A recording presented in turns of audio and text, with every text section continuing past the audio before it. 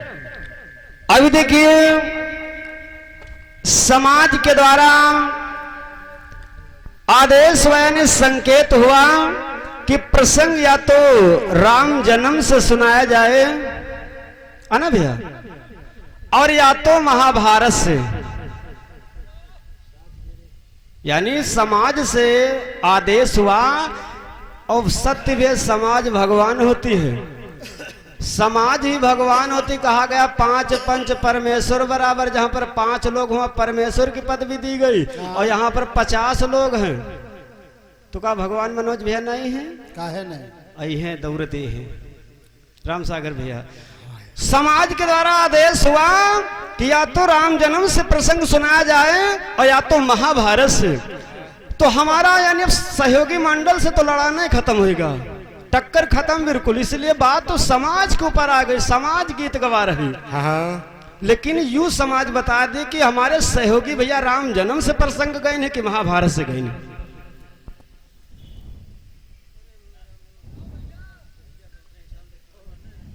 कह दादा भाई, जैसे समाज से आदेश हुआ कि या तो राम जन्म से प्रसंग आया जाए या तो महाभारत से, दुईमाई कौन चीज आ गई नहीं। और हमारे चंद्रकांत भैया जो भटानी के निवासी इसी गांव के हैं, भैया जी के द्वारा 51 रुपए का उपहार है। स्वागत वंदन अभिनंदन है, बोले सच्चे दरबार की जय। और हमारे सुमित यादव भैया जो इसी गांव के निवासी हैं, सुमित यादव भैया जी के द्वारा 51 रुपए का उपहार है, बोले सच्चे दरबार की जय। और देखिए भाई, हमारे बड़े ही महान भाव, महान हस्ती, जो भजन सत्संग के बड़े ही प्रेमी हैं, हमारे श्री कल्लूराम चाचा जी, जो धर्मंगत खेड़ा की पावन धरती से, यानी धर्मंगत खेड़ा मोहनलालगंज की पावन धरती से आज इस समाज में उपस्थित हुए।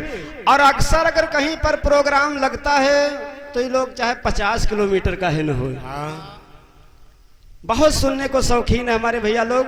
तो हमारे चाचा जी के द्वारा 501 रुपए का उपहार है। हम और हमारा मंडल आशीर्वाद से कामना करता है, बोले सच्चे दरबार की जय। और हमारे परशुराम यादव भैया जो इसी गांव भटानी प्रवा निवासी है, 101 रुपए का उपहार है, बोले सच्चे दरबार की जय। आज के आनंद की जय।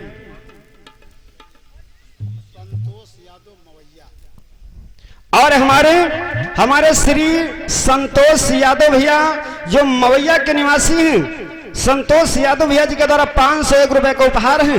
बजरंग बली सदा भरतरी के भंडार, बोले सच्चे दरबार की जय। आइए, ये तो रहा समाज का उल्लंघन। भाई जब समाज आदेश कर दिया, नहीं गावत तो बहुत कुछ चाहे जो गावे लागो, क्यों भैया, लेकिन जब एक समाज के द्वारा आदेश हो गया तो उस आदेशानुसार काम करना चाहिए। ऐसा ना हो चिड़ैया जान से जाए। कहे भैया रात भर गाओ बजाओ, मालूम बस सुबह कहने यार मजा भी नहीं आवा। राम सागर भैया, हाँ तो आइए चलते हैं। देखिए जहां से समाज का आदेश, ऐसा नहीं कि यानी हम हाँ अब्बा गाड़ी प्लेटफार्म पे पहुंचा दे, अब काहे परेशान है। तो कहना है समय कम और काम बहुत ज्यादा है, तो उस हिसाब से काम करना है। आइए बिल्कुल साधारण राम जन्म की तरफ, इसलिए समाज का आदेश हुआ। और गावे के लिए जैसे अब हम लोग मंडल लेके हारमोनिया ढोल लेके आए, अब कोई कह दिए कि भैया कोई किराना की दुकान रखे हो, कहीं यार तो 5 किलो काली मिर्च दियो तो हो सकंडा नहीं कर रहे। लेकिन अगर कह दियो नहीं 5 किलो तो 25 ग्राम तो मिल ही सकते है, क्यों भैया, तब तो ठीक है। लेकिन आइए कहना है मोर रामा हो रामा, कहा गया है मोर रामा सुत दिन जग संसार दुखित मही पाल भय रे भैया, सुत दिन जग दुखित मही पाल भय भैया, सुत दिन जग यार दुखित महिपाल भय।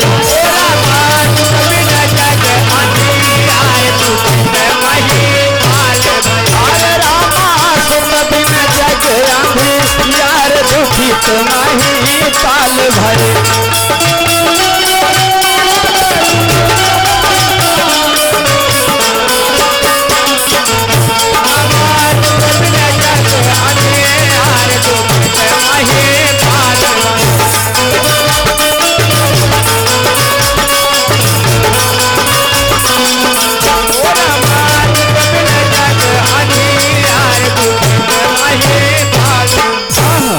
ये प्रसंग मिला। देखिए समाज के आदेशानुसार हम काम करने का तनुक प्रसंग नहीं है, क्यों भैया, लेकिन समाज का ये आदेश है। तो आइए कवि ने लिखा कि सुत बिन जग अंधियार दुखित महिपाल भय। देखिए प्रसंग लिया गया कि हमारे गोस्वामी तुलसीदास बाबा ने मानस में लिखा कि एक कुवार भूपति मन माही और भय गलान सुत मोरे नाही। यानी राजा दशरथ को एक बार शंका बनी कि हमारे कोई संतान नहीं, हमारे कोई पुत्र नहीं। तो लेकिन एक बार राम सागर भैया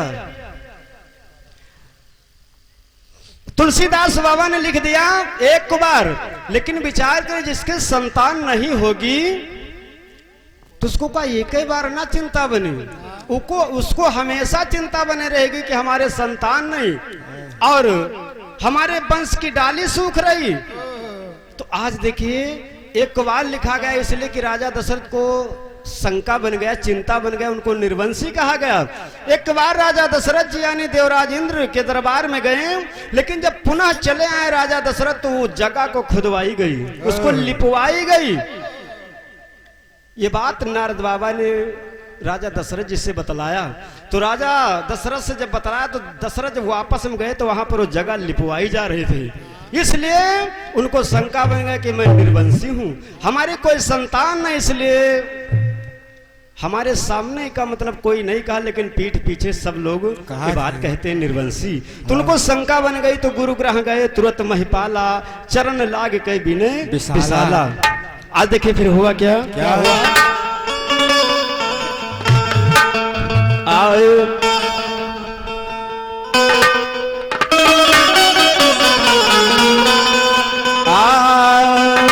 कहा गया है कि गौरा सुवन गणेश, अरे शारदा मई हरवाई और रक्षा करो हमारी आए कलकत्ते से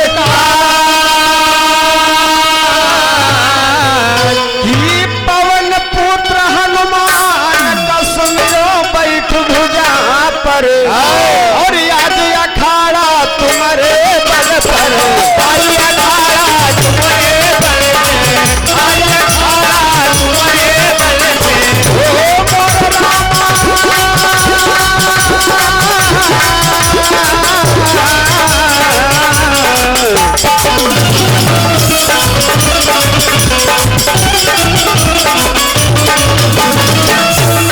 ये भैया अरे आई कहूँ सहाय दुखित महिपाल भैया,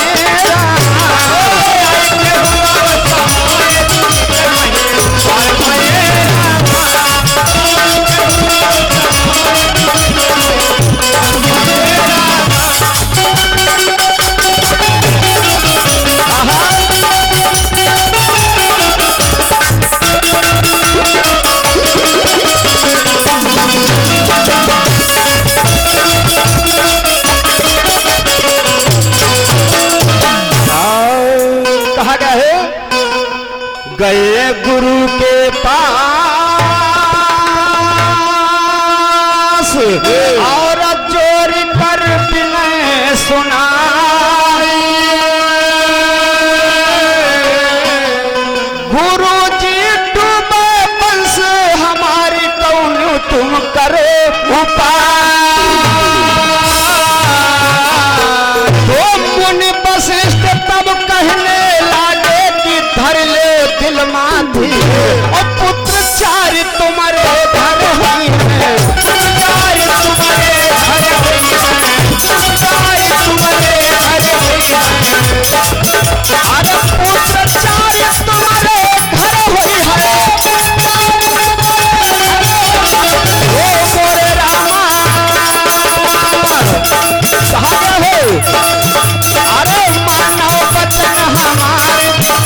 मही पाल भये रामा मानो बचन हमारे दुख के मही पाल भये रामा मानो बचन हमारे दुख के मही पाल भये रामा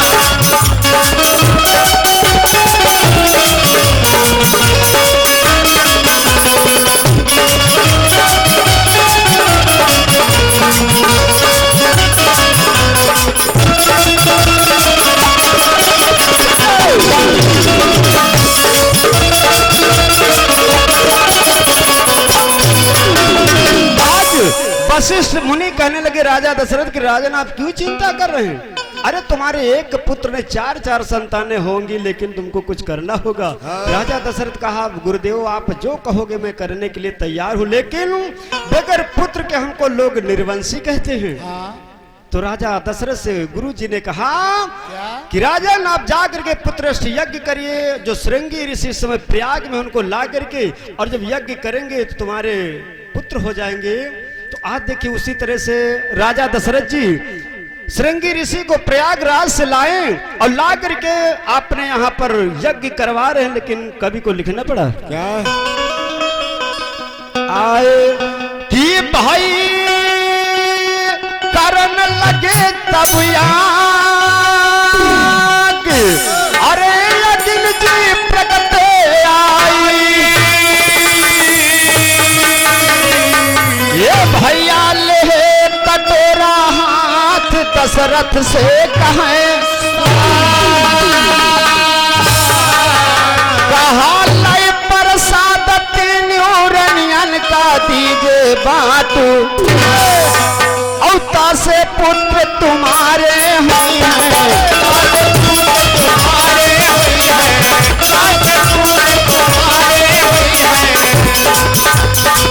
मोरे रामा अरे राजा मोरे रामा राजा खुशी अपार होते चल माही पाल होते चल माही पाल भरे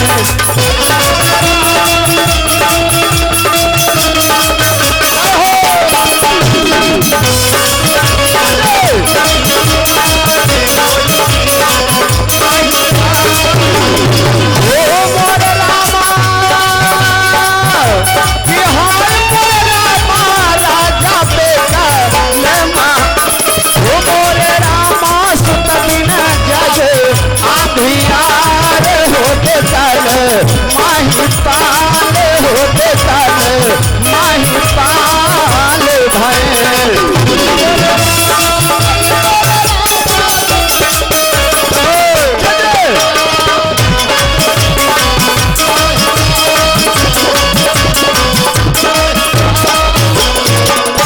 देखिए समय का विशेष ध्यान।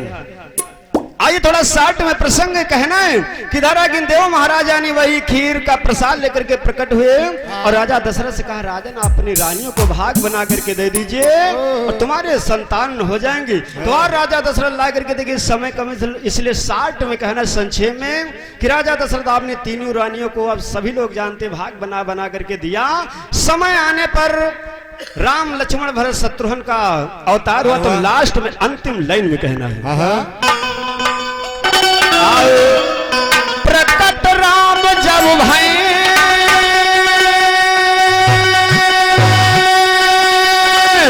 अरे देव सब खुशी मनावे और उसी समय दरम्यान पुरुष एक अवध का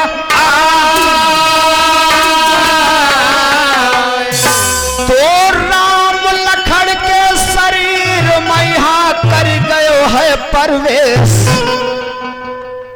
और लाल जिया तो हरि के लीला तो हरि के लीला जिया तो हरि के लीला ओ मोर रामा अरे यही विधि लिखे इतिहास बेचल मही पाल भरे रामा यही विधि लिखे इतिहास बेचल मही पाल भरे रामा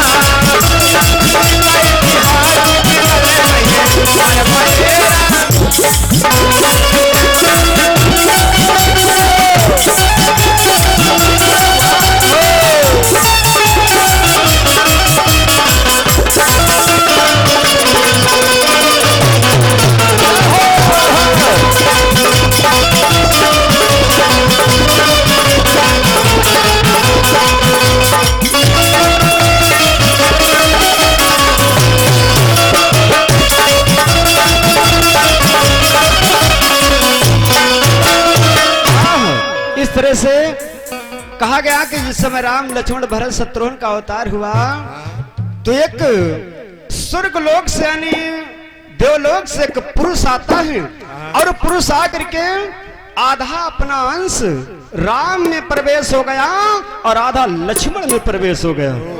तो इसी जगह से प्रसंग का विराम है कि आखिर वो पुरुष कौन है और क्यों प्रवेश कर गया राम और लक्ष्मण में,